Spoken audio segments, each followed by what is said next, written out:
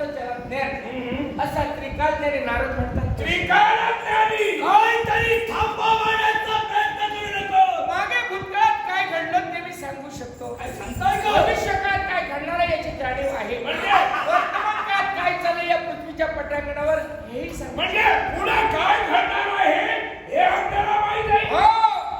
मागील काय घडलं ते कोणीतरी सांगितलं असेल. कुणाला? आम्ही काय चौकशी करणारा वाटतो तुला? म्हणजे मग सांगा हो.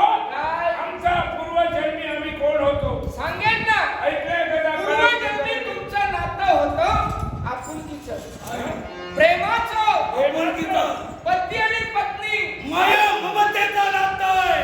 तू नवरा ही बायको. मी नवरा ही बायको. होय का?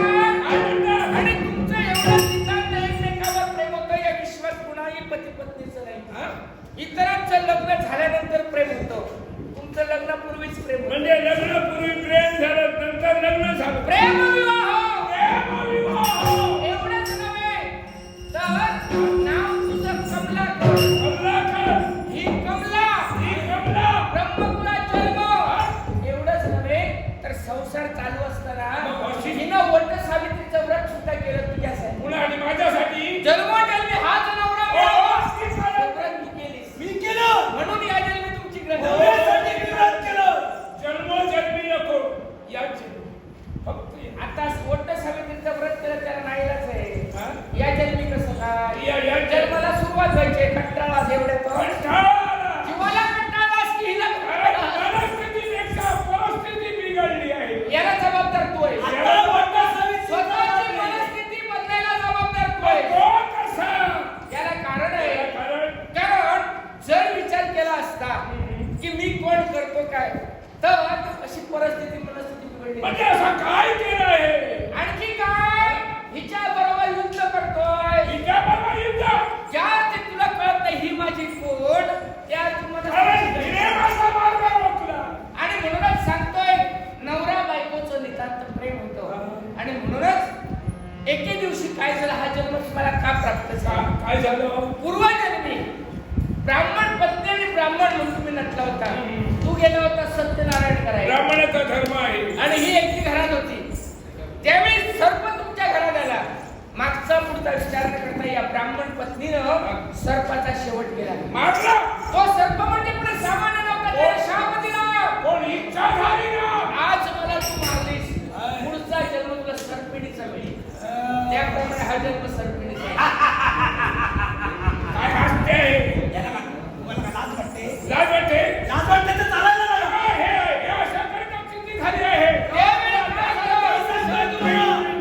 वट सावित्रीचं व्रत केलं, हे मला दुःखीनं मिळालं. नाही, नाही, हे थांब. दुःखीनं येऊ नका. अगं, असं वेळा केलं नाही.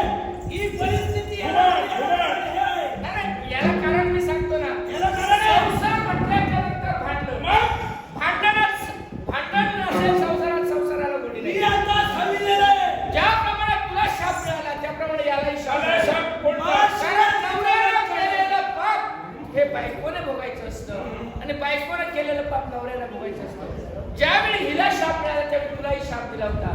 तू सुद्धा ही सर्पिण म्हणून करत असताना नागभक्ष म्हणून फिरशील. म्हणून काय नागाचा फडसा पाडला आणि म्हणून हिला सुद्धा खायला निघाला ही होता. काही सेवन करत एवढा धापळ आला. हो पण आता पूर्वजन्म तुम्हाला कळला. नातं होतं तुमच्या लक्षात आलं. मग ते नातं या जगदृढ व्हायला हो. हे कोणत्या तऱ्हेनं? तुम्ही म्हणता हे आमचे नवरोबा हो. नागभक्षामध्ये नाग घेऊन फिरतात. होय. यांना वाटलं असेल कदाचित हे घेऊन फिरल्याच्या नंतर हे पसणार आहे. हे पसणारा नव्हे अपचन